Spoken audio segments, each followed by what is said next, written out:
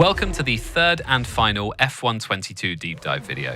My name is James Brallant, Social and Creator Manager on F122, and over the last couple of videos, we've been speaking to some key members of the development team as to what you can expect when the game launches on July 1st for Xbox, PlayStation, and PC. We've already discussed physics and handling changes, as well as VR and new features, including F1 Life. If you missed either of those deep dive videos, there are links in the description so you can catch up. The final deep dive is all about audio and music, and I've got audio director Brad Porter here with me today to answer some questions. So Brad, it'd be great if you could give us, in your opinion, a brief overview of the importance of audio in a game like F122. In F1, the cars are the star, so we want them to sound as authentic as possible.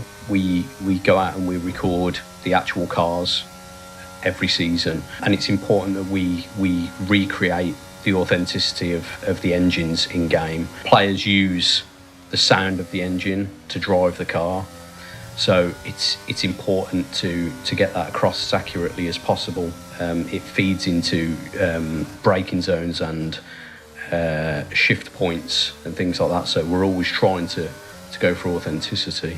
How far do you think has audio come in the last few years when it comes to actually portraying that in a game like F122? Obviously, with the new generation of consoles, there's been some significant changes.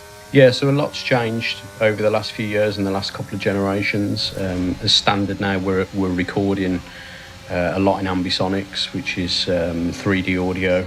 We've also updated a lot of our equipment. We've updated the studio. The audio team's almost doubled in size, and we've also formed a lot closer bonds with teams over the years. So we work really closely with several teams on the grid now, and we've updated our mics and our mic techniques over the years to enable us to more accurately represent the broadcast audio. And in terms of tech, I mean, we've obviously got a lot more memory as the generations have gone on, so we're able to include a lot more assets, a lot higher fidelity assets, a lot more 3D audio than we would before. There's a lot of detail in the assets now, and the kinds of assets that we use and what we recreate, it's got a lot more advanced over the last, 5 to 10 years.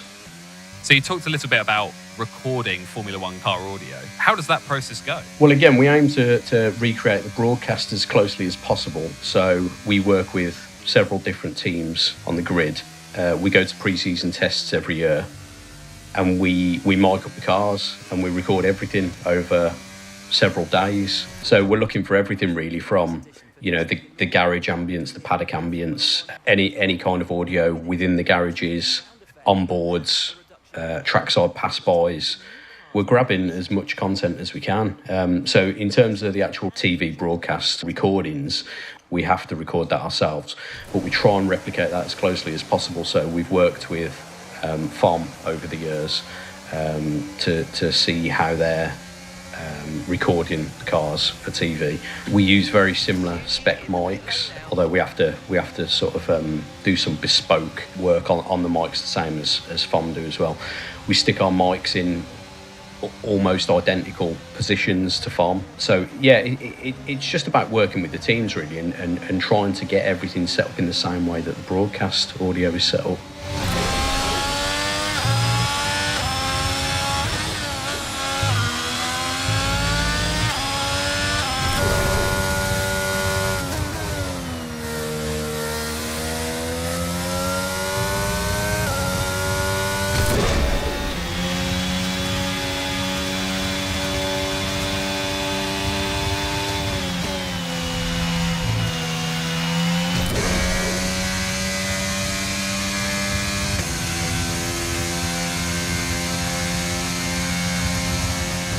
There are 3 new audio mixes that players can select in F122. What are these and how have they changed from previous years? Yeah, that's the cinematic broadcast and driver mixes.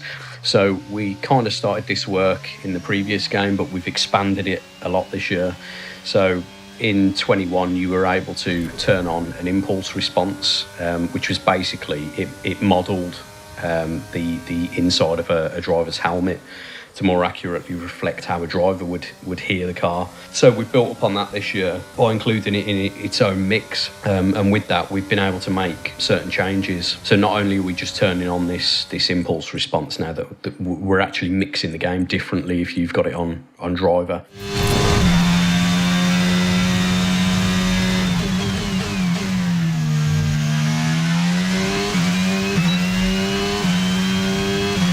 Same with broadcast, so we've sort of expanded that option a bit, where we did specific panning techniques with the engine and exhaust. We've rolled that into the broadcast mix now, so the broadcast mix is aimed to sound as close as we can get to the TV.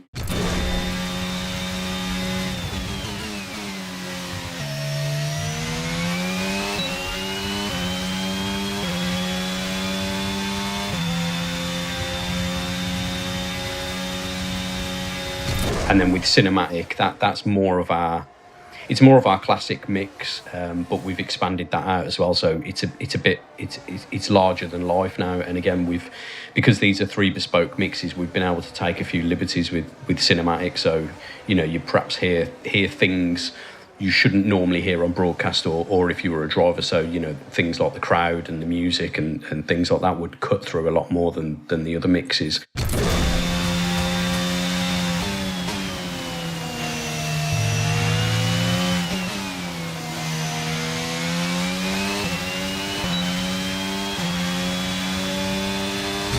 So it feeds into a lot of what our whole philosophy was with this game, really, in that we wanted to give the player a lot more options this year from an audio point of view. And people have been asking us to get closer to the broadcast audio for a while.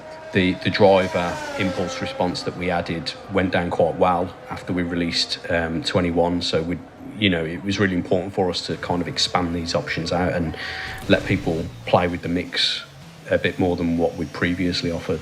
Now, can you talk a bit about the changes made to commentators and pundits in this year's game?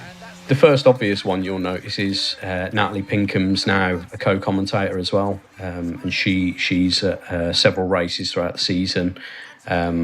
We've obviously got Ant back again this year as well, and Crofty being the main commentator. So yeah, it's been nice having some new voices in game. Along with that as well, we've recorded Crofty again from scratch. We'd found over the years his voice has changed, and our studio's changed, our setup's changed, the equipment we've used has changed. So we wanted a kind of to hit reset, really. And again, it's all about the authenticity and trying to recreate how this stuff sounds in real life. So we felt it was important to kind of start again with the commentary. And with that, we've got Alex takes on a bigger role this year as well. He's also now a selectable main commentator in F1 as well as his role on F2. And interestingly, with Alex, we used his actual commentary microphone. So again, the same as we do with the cars, how we try and use the same mics that FOM do for the broadcasts and things like that. We decided that, after this, we had similar success last year with the Race Engineer headset, which we've expanded on this year, which I can talk about. But we wanted to roll that out to as many areas as the game as possible. So we thought, getting Alex to use his actual mic, not only does it sort of get him in the zone and we get a better performance as a result, but it sounds more authentic. He's Alex's commentary this year, it's been done from scratch again, but it sounds more authentic. It's not studio quality anymore, it's commentator's quality. It's a little bit crunchy and a little bit rough, but it sounds like how Alex's commentary sounds on the TV now, rather than in a studio on an expensive mic. Now, Brad, Jeff has been retired. Why did that decision come about? I'll tell you what, it wasn't easy. Adam Rees-D, he's great. He did an excellent job. We all got on with him really well, and whatever. He's been in the game for sort of a decade now, and he was well loved. He became a bit of a meme at times, I think it just felt right to freshen the game up, especially with everything else we were doing with the, starting again with the commentary, re-recording everybody from scratch, and there'd been talk of re-recording all of the race engineer lines with a headset. And internally, a few other departments were talking about it, the game designers, and it kind of just felt right to start looking at options for a nice way to freshen the game up. And for those of you who don't know, Mark Priestley has been chosen as the new in-game engineer. So how did that decision come about? We started talking about who would be right for this role. Mark was actually our first choice. The credit for that is Lee Mather. I think he was already in contact with Mark anyway. He knew Mark. So as soon as he suggested him, I think everybody really liked the idea. We got Mark in, and yeah, it went from there really. We actually started off with to steal a bit of music parlance. We started off having a jam with Mark. So we got him into the studio just for a chat really, just to see how he felt about doing the role. That wasn't actually his role in F1, although he knows those kind of roles quite well. So we thought we'd get him in, we'd see how he feels about it. We'd stick the headset on him, which he was obviously used to wearing for extended periods of time anyway from his job. And we just got him to read some lines and comment on the script and see what he thought, and it went from there. And from what I understand, he was recorded using an F1 grade headset as well. So you can talk a bit about that and that process? Yeah, again, I mean, this comes back to this authenticity again, and trying to replicate everything we can from an audio point of view about the real world sport. So this started off, I'd noticed when I was working with various teams that there were headsets in use in the garages, and I started talking to one of the guys who maintains the headsets for one of the teams, and I just asked him about it and if we could get hold of one and all that kind of stuff. So I ended up ringing the company up and ordering one of the headsets so we could give it a go and see if we could improve our race engineer VO that way. So we ordered one. We used it in the cutscenes last year as a bit of a test bed. So all the main engineer VO in the game last year was still in the studio and then post-processed. So the cutscenes in 21 were a bit of a test bed, really. Yeah, we got this headset and we loved using it. So we decided that we'd record all the engineer VO again from scratch. And yeah, it's turned out great, really. So moving on to music now, for the first time we are treated to a licensed audio track list in the game. That's a really big deal. Yeah, it's it's obviously something a lot of EA Sports games already do, and actually the timing was just perfect because we get again a bit like some of the speech ideas that we'd had.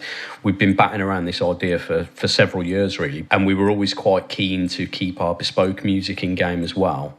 So it was something we talked about for years, but we just never quite had the resource to do it. When we became part of EA Sports, it was naturally one of the first things we looked into doing. It's taken a long time. EA have a department specifically there to curate music in various games. So we worked with them, and they took a lot of the pressure off us because they were able to trawl through hundreds or thousands of pieces of music, send us back a selection of music based on the criteria that we'd given them. So we worked really closely with them actually over the course of about 6 months. A lot of back and forth was talking about our ideas and what we wanted to achieve. Yeah, and it's worked out really well. Now, I've been lucky enough to have access to this playlist of artists, songs and regions before the game has been released, and I can tell you for one thing, I've been having a lot of these songs on repeat over and over again when I'm working and outside of work as well. Obviously a very dance and electric feel to this playlist, so is that what makes this differ compared to the likes of other EA Sports titles? Yeah, again, I suppose it was really useful working with EA Music. They curate the playlists with the input of the other teams as well. So they're very conscious about us not stepping on the toes of other EA Sports games. But right from the start, we wanted something that felt like F1. I've been saying this all the way through, but again, for me, it's all about authenticity, and it's even about, I like to recreate things that maybe fans don't even know about. So, we have like a lot of garage Easter eggs and things like that with engineers talking and, stuff that fans might not know. And the music is another one of those. Like, we've been in so many garages now over the years that we've been working on the games that we've listened to the kinds of music during Packdown that a lot of the teams play. And we also feel like with F1 being this slick, high-tech sport, and everything's polished and precise, we felt that sort of, the sort of production quality that we've got in sort of modern, dancey sort of chart music fits that really well. It's the same kind of process. So it was an obvious choice for us, and then we worked closely with EA Music to just make sure that there wasn't any kind of crossover. There'll be similar artists across different games, but we wanted to carve out our own sort of area for F1 that felt distinctive from, FIFA and NHL. And how is music used in-game? Yeah, it's been fun. We've had to rip out the old system from a tech point of view and rebuild it, basically. We felt, as I mentioned, it was really important to keep the bespoke music in as well. So we've still got Ian and Mick Tech in the game this year with brand new pieces of music. And the way that the music is used now in game, it's instead of really being something more in the front end, it kind of weaves itself in and out of the game now. We felt we were able to do that easier with licensed music than we were with Ian's more sort of classical approach or Mick Tech's ambient bed. It didn't, sometimes that style of music doesn't really feel like it fits in some areas of the game. With licensed music, we've got a lot more scope.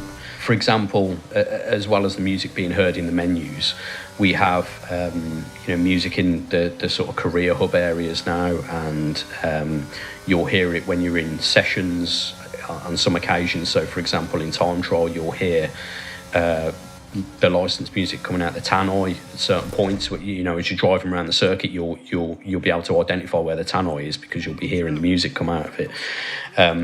So there's a lot of different areas like that, and again, there's a lot of choice there this year. We were very conscious that there might be people who do prefer the old music. We're also very conscious of streamers as well. So it was important for us to be able to completely disable this music. So if you want to play the game with Ian and Mick Tech's music, and we've created some bespoke replay music as well, you can turn all that on. Whether it's because you like it or because you want to stream and you don't want, like a copyright strike, that feature's there, or you can enjoy the soundtrack, and it feels like part of the world now, because as well as the front end, you'll transition into a session and then you'll hear it coming out the tannoy and stuff like that. So it's been really involved, but I think it's worked out really well. So other than what we've talked about so far, are there any other changes that you'd like to mention for players to keep an ear out for? Again, I think this year, like, one of our big goals was just flexibility and accessibility, really. We wanted to give players more options than what we've perhaps done in the past from an audio point of view. So you'll find that there's a lot more control now. Again, accessibility is something that we really want to start to push in our games, from not just from an audio side. I think it's happening from all areas in the game, really. But we've done a mono mix this year. For people with hearing difficulties. We felt that we want everybody to be able to play and enjoy the game, and from an audio point of view, we want people to enjoy the game. So you can stick the mono mix on, and then we've also got a mono panner in there, which is a bit of a weird sentence, mono panner, but it will give you the ability to turn the mix mono and then pan it, steer it towards whichever side of the stereo field you want to. So if you're hard of hearing in one particular ear, you can bias the mix for a better experience, really. We've also done a lot this year with motion, which, it's strictly speaking, it doesn't seem like an audio feature. The entire motion system now, from a controller point of view, that's all handled by audio. So a lot of the way that the motion now works is through like audio WAVs. So we're taking advantage of the haptics on PS5.